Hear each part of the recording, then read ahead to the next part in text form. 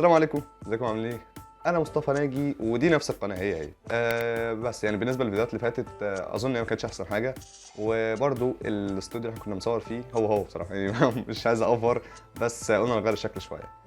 فيلا بينا نبدا في الحلقه على طول ونشوف ايه الاخطاء التحكيميه الموجوده في مصر. زي ما كلنا عارفين ان اخطاء التحكيم هي جزء من كره القدم، لكن في مصر هنا الموضوع مختلف شويتين ثلاثه. الكره في مصر تقريبا هي رياضه مختلفه عن العالم كله اصلا، وللاسف مشاكلها كتير، من تاجيل مباريات لاقالات مدربين مستمره لانديه شركات. للسؤال الاهم في الكره المصريه، هو ليه الاهلي ما بيلعبش في الاسماعيليه؟ لا، ده كمان الكره في مصر بقت مشهوره عالميا بحوادث غريبه. يعني مثلا صحيفه ليكيب الفرنسيه اللي اتكلمت عن مهزله الاهلي والجونه، الماتش الشهير اللي خلص 13-0 للاهلي في ماتش من ماتشات دور ال 16 في كاس مصر، لما الجونه قررت ان هم يلعبوا الاهلي بالناشئين في كاس مصر اعتراضا على انهم هبطوا للممتاز به. ولا ماركا الاسبانيه اللي اتكلمت عن محمد عبد المجيد حارس مرمى نادي غزل دمياط اللي لبس تيشيرت ريال مدريد في دور ال 32 من كاس مصر قدام وادي دجله. والحقيقه ان كاس مصر ده مليان حكاوي غريبه كتير، لدرجه ان انا ممكن اعمل سلسله كامله بعنوان العجيب في كاس مصر الغريب. ولكن طبعا بعيدا عن كل الهراء ده، فخلينا نخش في الموضوع على طول وانزل بالانترو يا عبد الله.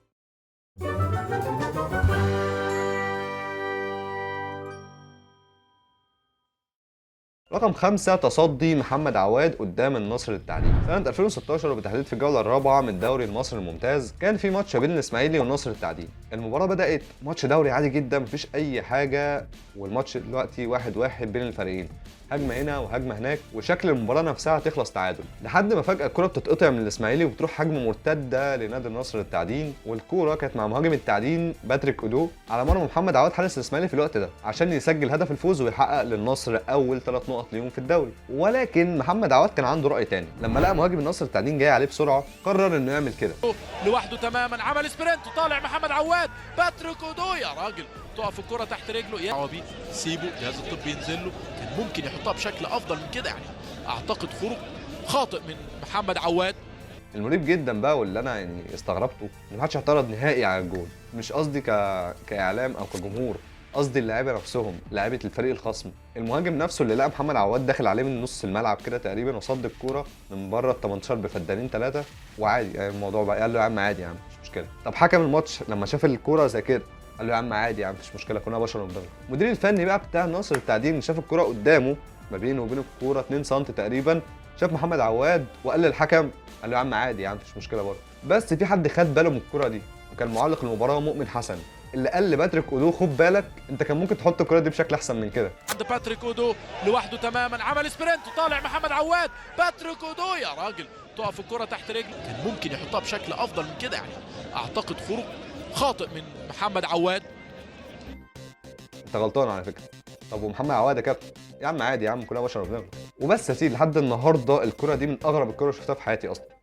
رقم 4، هدف كابتن حسن شحاته الملغي، وده هدف كابتن حسن شحاته سجله في موسم 81-82 في ماتش بين الاهلي والزمالك، واللي بيقال انه ضيع الدوري من الزمالك، رغم ان دي معلومه مش صحيحه بالمناسبه، وهقول لك ليه في الاخر. المهم يا سيدي، الجون زي ما انت شايف هو صحيح بنسبه 100%، ولكنه اتلغى بدايه التسلل. حكم الماتش وقتها كابتن جمال الغندور بيحسب الهدف عادي جدا، ولكن يجي حكم الرايه يقول له خد بالك يا كابتن الجون اوفسايد، وبسبب طبعا ما كانش فيه فار في الوقت ده، فالحكم بيقول له خلاص تمام ماشي وبيلغي الجون، عشان من وقتها تظهر اسطوره الاهلي بيكسب بالتحكيم، الحقينا يا فيفا وكل الكلام اللي بيظهر ده، وان في اضطهاد كروي من الاهلي ضد الزمالك وبيحصل في مصر كل سنه، والهدف ده ضيع مننا لقب دوري. كل الكلام ده طبعا ملوش اي اساس من الصحه. الدوري في الوقت ده كان ماشي بنظام النقطتين، هتكسب تاخد نقطتين، هتخسر مش تاخد نقط طبعا، هيتعادل هتاخد نقطه، وده معناه ان اللي كان هيكسب الماتش ده كان هياخد نقطتين مش 3. طب الاهلي كان معاه كام نقطه في الموسم ده والزمالك كان معاه كام نقطه؟ الاهلي كان معاه 39 نقطه والزمالك كان معاه 36 نقطه. يعني لو قعدنا كتبت التاريخ مره ثانيه وحسبنا الهدف الملغي للزمالك وطبعا كسب الماتش، الاهلي هيفضل عنده 39 نقطه والزمالك هيبقى عنده 38 نقطة بس، وبكده يكون الأهلي فاز بالدوري برضه مرة تانية وما حصلش أي حاجة. وقبل ما تقول ازاي يعني الفوز كان من نقطتين مش ب3 والكلام ده، هقول لك استنى كده، اهدى، خد يا معلم، ده جدول الدوري سنة 1971-72 في الدوري الإنجليزي الممتاز. بص هنا نظام النقط كان برضه ماشي نقطتين مش 3 نقط، وكان بيتم تنفيذ نفس القاعدة بالظبط زي ما هنا زي ما هناك.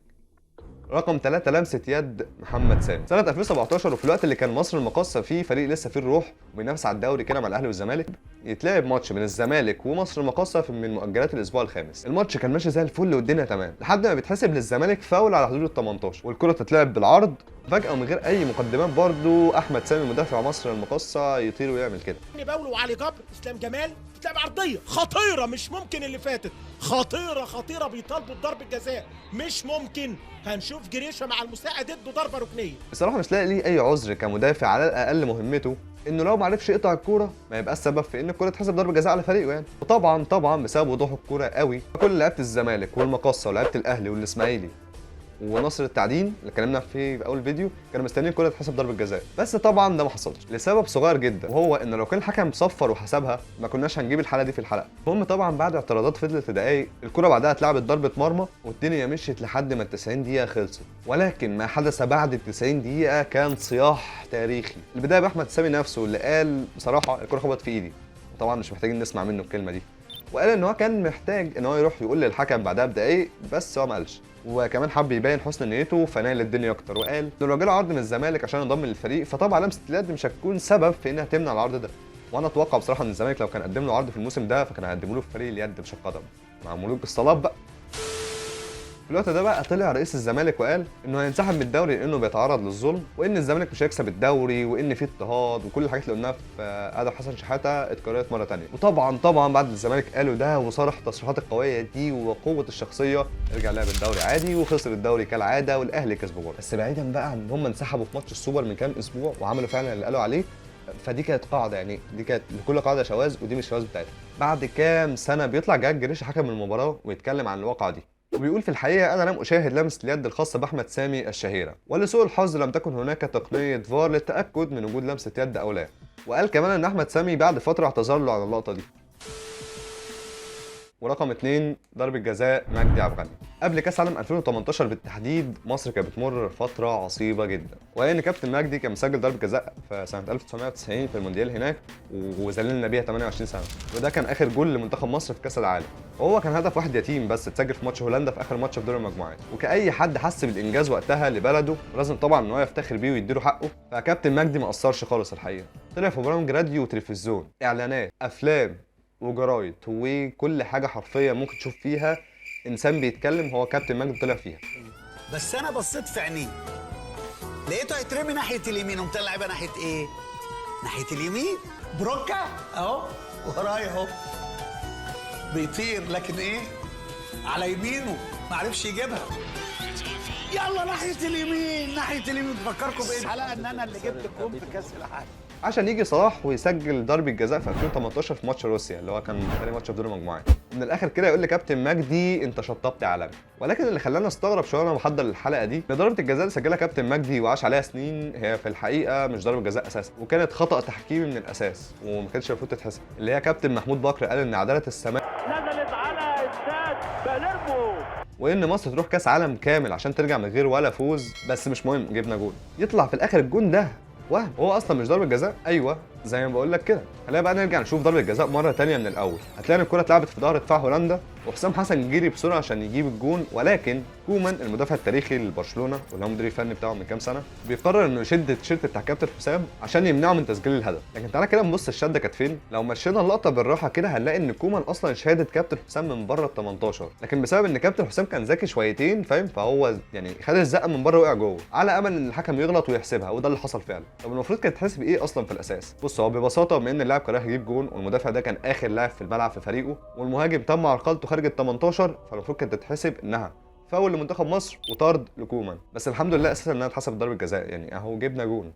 ورقم واحد واللي في الحقيقه انا مش شايفها غلطه تحكيميه، انا شايفها كارثه كرويه، وهي ايد انرامو. في نص نهائي بطوله دوري ابطال افريقيا سنه 2010 بيتقابل الاهلي والترجي في ماتشين ذهاب وعوده، بس خلينا نتكلم عن الماتش اللي اتلعب هنا في مصر. في البدايه كده لو انت مش متابع كوره وبالذات المحليه او الافريقيه، خليني اقول لك ان ماتش الاهلي والترجي سواء بقى في دور مجموعات او نص نهائي او حتى ربع نهائي فهو بيتصنف ان هو الاقوى في البطوله. الترجي كان عنده البطولات اللي كسبها في دوري الابطال كانت هي بطوله واحده بس سنه 1994، يعني الالفيه الجديده الترجي ما كانش عارف يكسب البطوله، بس وصل نهائيات كتير وخسرها، حاجه كده زي يوفنتوس في اوروبا. المهم يعني ان بعد كده الترجي كسب 3 بطولات والسجل بتاعه بقى شكله احسن شويه، لكن في السنه دي الترجي صعد نهائي على حساب الاهلي بالجون ده. مش محتاج طبعا اقول لك كميه العبث اللي بتخلي حكم رايه بينه وبين الكوره كام سنتي انه ما يشوفش لمسه اليد دي، او الحكم الرئيسي اللي يتعمل لثواني بسيطه، ثواني كانت كافيه انها تخرج الاهلي من بطوله كان فعلا يستحقها. رغم انك لو جيت سالتني وقلت لي مصطفى هو احنا ممكن لو نرجع بالزمن ونقول للحكم ان دي لمسه يد والجون يتلغي والحكم يصعد نهائي، هل هتبقى موافق على الكلام ده؟ هقول لك لا وسيب المثلث في حاله. هتقول لي ازاي يا مصطفى؟ يعني انت موافق بجد على الظلم اللي حصل ده؟ اقول لك في الحقيقه يعني اكيد لا مش موافق على الظلم ده. بس عارف انت نسخه صن داونز موسيماني اللي هي شايلت الاهلي 5 في عز الظهر؟ في 2010 بقى كان في نسخه فريق بعتبره الاقوى في تاريخ افريقيا بعد نسخه الاهلي 2005 اللي هي نسخه مازيمبي 2010. النسخه دي مسكت الترجي في النهائي، غلبته 5 على الواقف، وراحت كاس العالم للانديه خدت الفضيه ورجعت. وغالبا هتكلم عن التيم ده في حلقه اعظم فرق افريقيه، بس دي قدام شويه. وبس كده هتكون الحلقه دي خلصت. وغالبا القناه تبدا تتقسم ل3 حاجات. اول حاجه برنامج الاسانسير، وده اسم انا حاطه للقوائم اللي هي حلقات القوائم اللي عملناها، زي افلام تتفرج عليها لو عايز تعيط، افلام تتفرج عليها لو تخرج في العيد، والحلقه دي برده منهم. والجزء الثاني اللي هيكون برده في القناه هتكون برنامج عن حاجات كانت قبل كده سواء كانت في الطفوله او لا، والجزء الثالث هيكون ميكس ما بين الاثنين. بس انت كده تعرف الحاجات دي قدام يعني. المهم الحلقه دي لو عجبتك ما تنساش تعمل لايك وسبسكرايب، والحلقه بتجيب مشاهدات باعتبار عدد المشتركين حلوه، بس دوس سبسكرايب يعني هو بيضيف للقناه جدا وبيخلي القناه تعلى اكتر. وبس يا سيدي، خد بوس، سلام.